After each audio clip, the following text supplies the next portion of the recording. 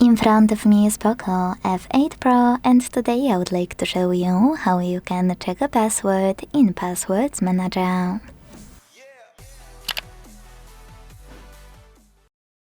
Start by opening Settings and scrolling all the way down to hit Google.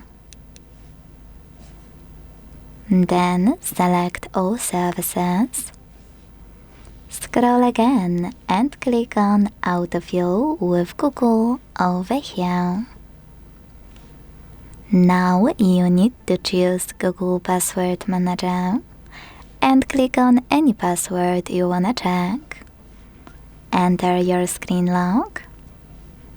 Hit this eye icon and this way make your password visible. If it's too long and you still can't see it, my advice would be to hit edit and check it out over here. Thanks so much for watching. If you enjoyed this video, leave a like, comment and subscribe. Bye!